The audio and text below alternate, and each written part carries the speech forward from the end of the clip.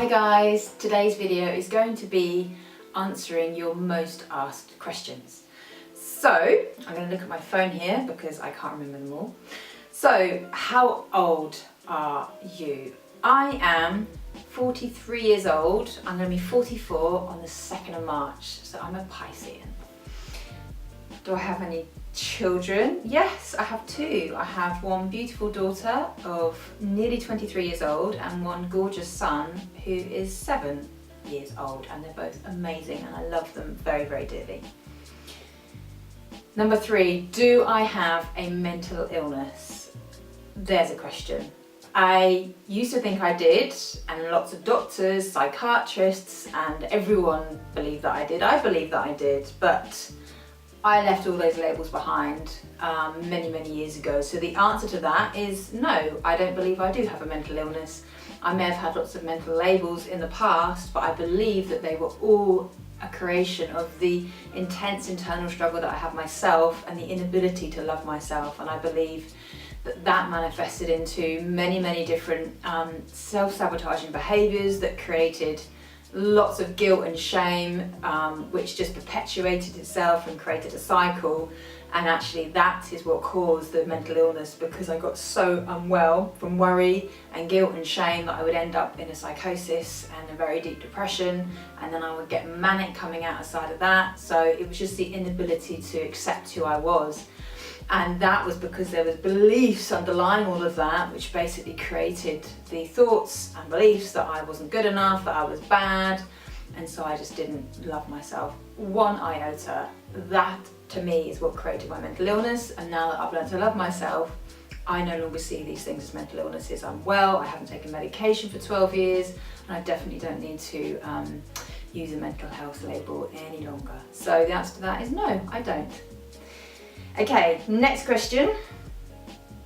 What's my best advice? Love yourself. Literally love every aspect of yourself. Now, I struggle with that sometimes because, you know, I have cellulite, but hey, I've got to love that too. But seriously, we are all human, we are all beautiful beings. Every part of us is so incredibly wonderful, and we all have this opportunity to live our lives in the best way that we know possible. And this is a journey, so it will feel tough at times, but just keep on going. Honestly, life is worth living. It's amazing.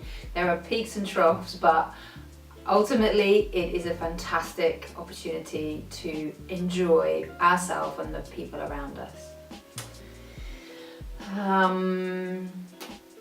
What made me seek help? So I didn't really have any choice in the end. I was so unwell, literally in the grips of the psychosis, that I literally had no alternative but to get help. And obviously at that point I was mutant catatonic, so I had to have medical intervention, and I was hospitalised and sectioned and all those kind of things. So I didn't have any choice at the time, but then when I actually did, after 12 years of being very unwell 5 times and being up and down in between those times, I in the end did want to get help, because I knew I had to take responsibility and change the way I'd been living my life, because it had caused so much pain and upset to the people around me, and I really was not in a good place in myself. I really hated myself.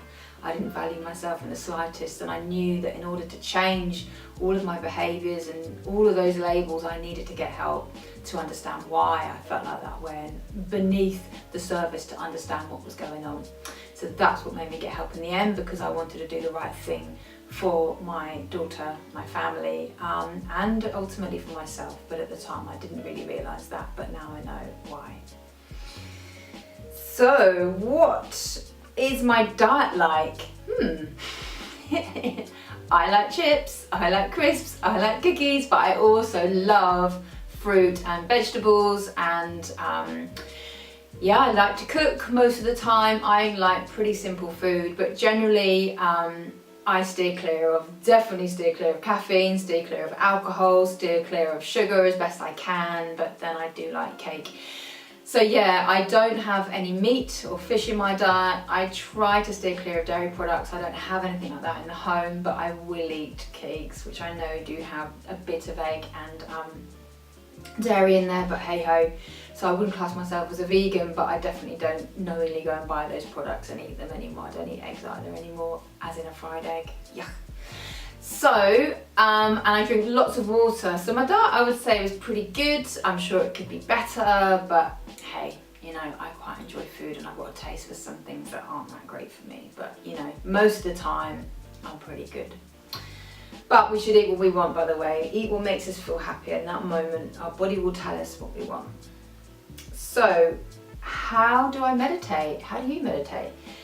Meditation is quite simply just being with ourself, okay? So you can connect with the breath to be able to focus and come away from the mind, but ultimately it's just giving yourself the space and time to simply sit there and be and breathe and just focus inwards to yourself so you can enjoy a moment of inner peace and happiness, because inside of us, that's where all that stuff resides all the time, okay? When we meditate, we get closer to that, and if we really meditate, we can tap into that. So just find somewhere comfortable to sit, relax your shoulders, close your eyes, start to breathe, gentle inhale and exhale, and just allow yourself to flow with the breath and just to be and feel yourself really connecting with yourself, okay? It's really, really easy, it honestly is, but you just got to practice, okay? 8, how did I overcome anxiety? Well, I cut out caffeine, that is for sure. That really reduced any signs of anxiety for me, but not everyone's allergic to caffeine in the way that I was. But usually anxiety is there for a reason. It's usually telling us that something is not quite right for us. So maybe there's someone or something in our life which is causing us to feel discomfort. Ultimately, it's ourself that we're not happy with, and our body and our this feeling we get here in our tummy. This is stuck energy. This is stuckness within ourselves that we need to be able to clear in order to release that feeling of anxiety, the physical feelings of anxiety, like the heart palpitations or the sweating or the butterflies in the tummy. All of that is caused by this sheer momentum of energy that's within us, and we need to be able to clear it. The breath can really help as well. So breathing whenever I get that kind of feeling is absolutely my number one tool to use. And the most incredible breath to use if you're anxious is to take a gentle inhale, okay, and then a longer exhale.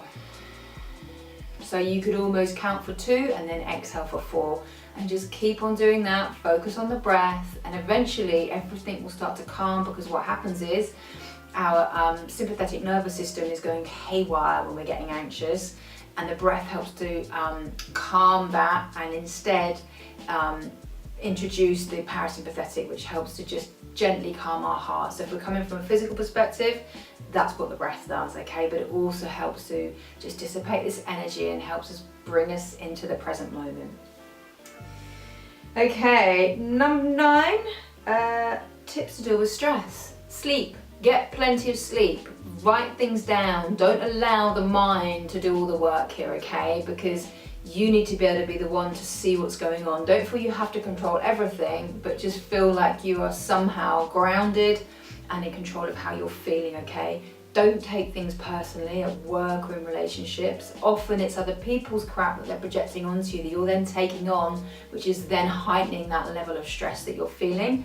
Again, stress will just lead to burnout, so it's ultimately about you looking after yourself as well. So making sure that you're doing the things you need to do in order to alleviate some of that physical strain that you're putting on yourself and the mental strain you're putting on yourself. So that might be going for a walk, it might be going to the gym, it might be listening to music, it might be meditating, it might be just getting together with friends, just letting your hair down for a moment. But ultimately it's around self-care. That is how to best reduce stress, in far as I am concerned.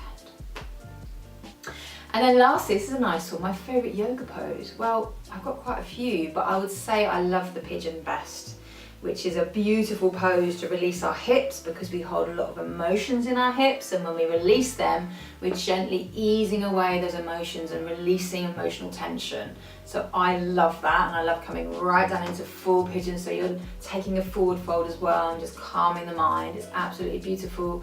I love just coming into a forward fold as well, and also I love the yin yoga, any yin yoga pose, but I really love the Bananasana. So it's like a crescent pose. So you look like a crescent moon and your arms are kind of coming over and they just fall above your head. Oh my goodness, it's the most relaxing pose for me ever. So that's probably one of my favorite as well. So my loves, that is it. And thank you very much for those people that contributed and asked me those questions. If you've got anything else, then let me know. I'm always here to answer any question you have. Have a wonderful day and I'll see you soon. Lots of love. Bye.